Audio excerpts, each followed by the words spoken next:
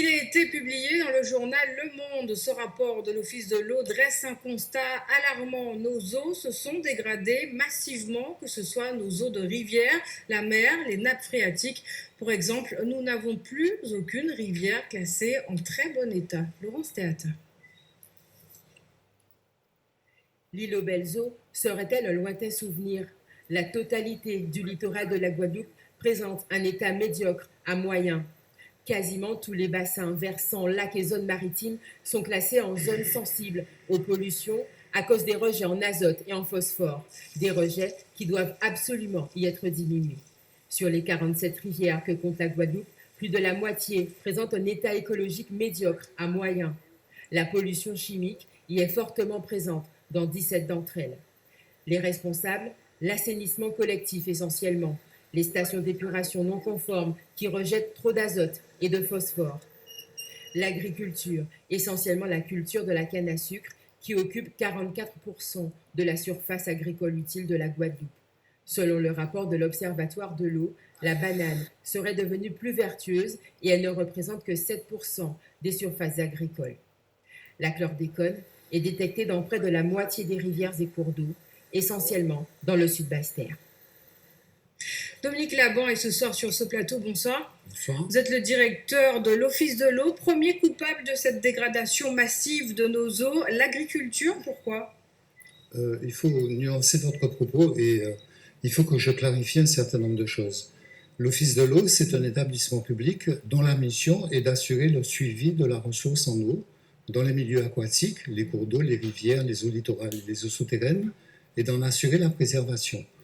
Donc, comme toutes les régions de France, l'Office reçoit du ministère de l'Environnement une subvention pour assurer le suivi de ces masses d'eau. Et donc, on le fait dans le cadre d'une directive européenne, la directive cadre européenne. Et chaque année, l'Office contractualise avec des bureaux d'études spécialisés, Créocéan, l'IRED et le BRGM, des missions d'investigation et de prélèvement de ces milieux aquatiques pour en mesurer la conformité par rapport à la directive cadre européenne.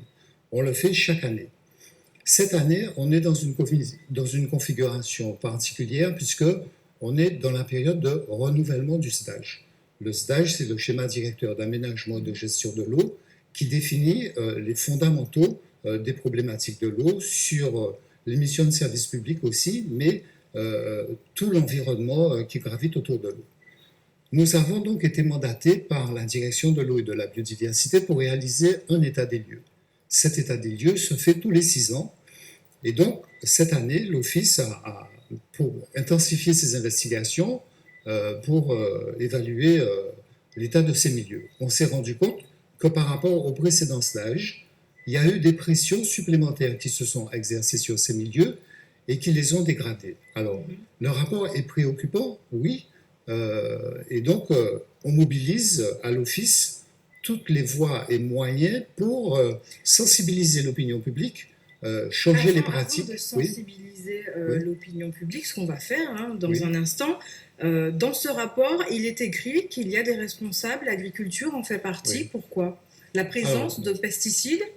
Alors, avec l'agriculture, on a un programme dédié qui s'appelle Ecophyto, avec une association Agrivalor, où l'Office subventionne cette association pour changer les pratiques des agriculteurs, pour éviter le plus possible le recours aux pesticides, ou du moins d'avoir un usage qui soit compatible avec la préservation de l'environnement.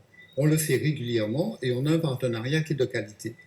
Donc l'idée, c'est de maintenir l'activité agricole, mais plutôt de promouvoir une agriculture biologique, parce que les rejets agricoles, lorsqu'ils impactent les milieux, pénètrent dans les nappes phréatiques ou les eaux et les cours d'eau, et donc génèrent des pressions qu'il faut corriger avec les exploitants pour le traitement en vue de rendre potable l'eau. On le sait au niveau des... Quels sont les pesticides que vous avez retrouvés dans les analyses? On le sait pour le chlordécone, mais quoi d'autre? Du chlordécone, on a du glyphosate, on a du tributyle, on a du bisphénol. Bon, dans votre reportage, il y a une liste longue de produits qui sont des dérivés chimiques et qu'il faut corriger pour que l'eau soit de meilleure Alors, qualité. Monsieur Laban, il y a ces procédés qui encouragent à des pratiques plus écolo. Oui. Deuxième responsable, vous parliez de forage intense qui augmente la teneur en sel. Alors, sur les forages, on est principalement sur le bassin de la Grande Terre, où la ressource, la crise de l'eau et les voies et moyens mis en œuvre pour y remédier font que les opérateurs ponctionnent sur la nappe phréatique plus d'eau pour répondre aux besoins des usagers. On s'est rendu compte qu'il y a un biseau salé, c'est-à-dire que le volume de l'eau prélevée fait monter le niveau de la mer et donc a un impact sur la neutralité de l'eau. Et donc, on a un opérateur avec lequel on travaille régulièrement, sur lequel on a déclenché une alerte en lui disant il faut diversifier les points de forage de manière à ne pas prélever davantage sur ces forages parce que on arrive à un seuil où la salinité devient plus importante. Alors Dominique Laban, nous l'avions déjà évoqué lors d'un précédent passage, 70% des stations d'épuration ne sont pas aux normes. Comment arrêter aujourd'hui cette dégradation massive de nos eaux? Alors, c'est un sujet préoccupant. On en a parlé lors de la publication des chiffres clés l'année dernière en disant que 70% des stations d'épuration ne sont pas en normes. On ne reste pas les bras croisés. L'idée, c'est de dire aux exploitants, on a fait un diagnostic, la réglementation et la législation est validée par l'ABL, de dire, au vu du diagnostic qui a été réalisé, comment la ressource collectée par l'Office peut être redistribuée aux opérateurs pour se mettre en conformité.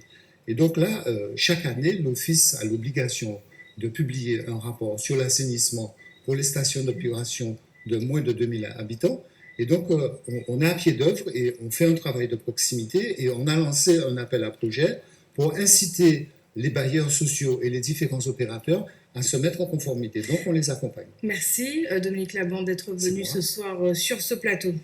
Et le